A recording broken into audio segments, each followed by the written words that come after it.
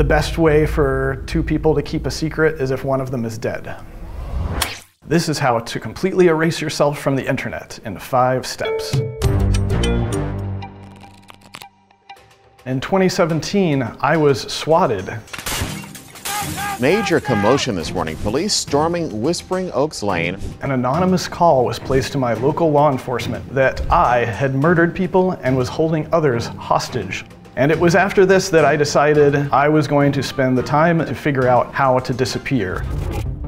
There are 5 steps to completely erasing yourself from the internet. I felt like I needed to get to stage 4, and that gave me a level of comfort so that I could sleep peacefully at night. Can you disappear from the internet?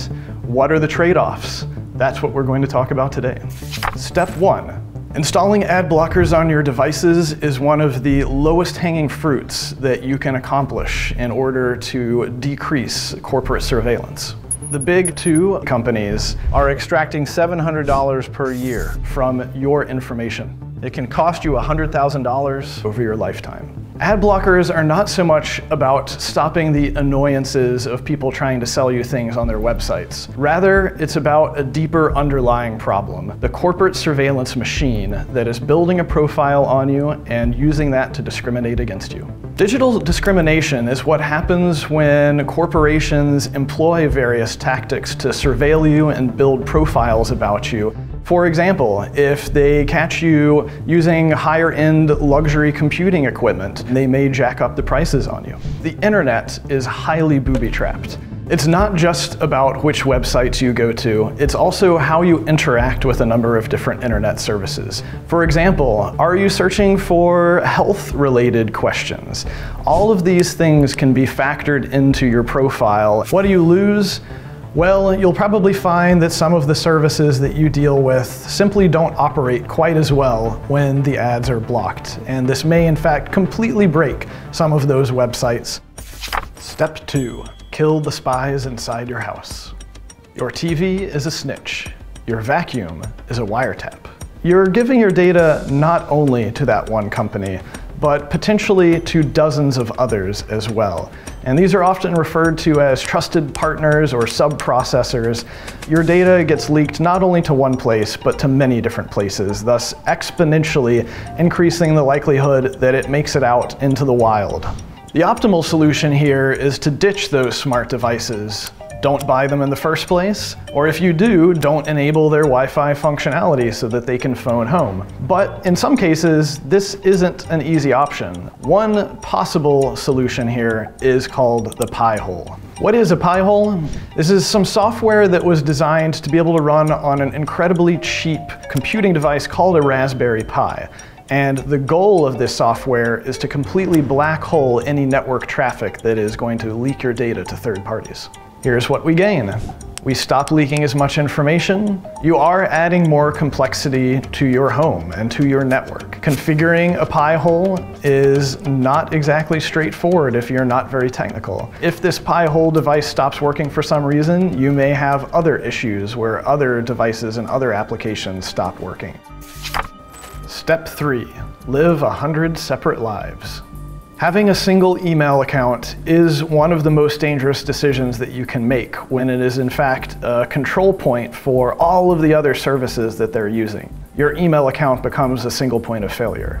I will have an identity that covers one specific set of things. So any specific physical address that I am living at, I'll have one identity, email address, name, phone number, credit card, so on and so forth that I use for things associated with that particular silo. That way I can reduce the total number of accounts that I have to keep track of to just a handful rather than potentially hundreds or thousands. You have to take great care not to cross-contaminate the different identities. You don't want to put the phone number for one identity into a service provider that's owned by a different identity, for example.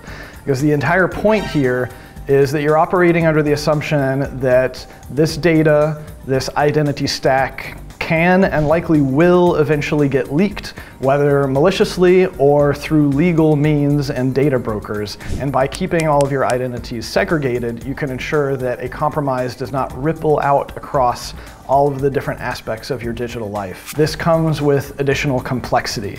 So by creating these segregated identities, you now have a lot more moving pieces that you have to manage. Step 4, burn the paper trail.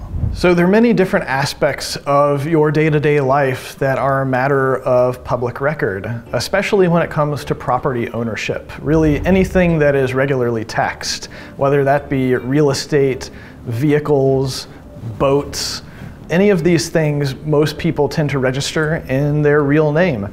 And those create publicly searchable records that are then ingested by a number of different providers and data brokers. That makes it very, very easy to find where most people live. So I have not given up conveniences like owning real estate, owning vehicles, and so on. But legally, I don't own them. I have corporations, trusts, and other legal entities to make it very difficult to determine that the true beneficial owner of those properties is actually me. If you're going down this route, I would recommend looking for attorneys that deal in wealth management, that deal in helping high net worth individuals. They are more likely to have also set up privacy preserving legal structures before. The DMV tends to have the most onerous requirements when it comes to reporting your address of residence, and they want multiple different proofs of residence. And really the only way I found around this is to actually have a decoy residence. By that I mean find the absolute cheapest apartment that is available for rent that will get you a utility bill and a physical mailbox address, and that will generally be sufficient to appease your local DMV. One of the things that you have to do when you get to this level is you basically have to attack yourself on a regular basis. You have to pay private investigators, skip tracers, so on and so forth, to use the tools at their disposal to determine whether or not you have made any mistakes. By completely burning your paper trail, you put yourself into a position of extreme security against various threats. You can no longer be doxxed. You can no longer be swatted. This is a level of freedom that I find very peaceful. It lets me sleep better at night, but it comes at great cost. You are now operating with near complete invisibility, but you have to maintain a heightened sense of paranoia. Step 5, disappear completely. Past this point, it's no longer about data hygiene or your daily habits. It's about completely erasing your existence. No more phones, those little surveillance devices we all carry around. No more smart devices in your house that ping third-party service. No modern cars either, as they tend to be surveillance devices on wheels. You probably can't buy any sort of travel service that is going to KYC you. That is, any ticket that requires your government name to be on it and is going to get checked against a government identity.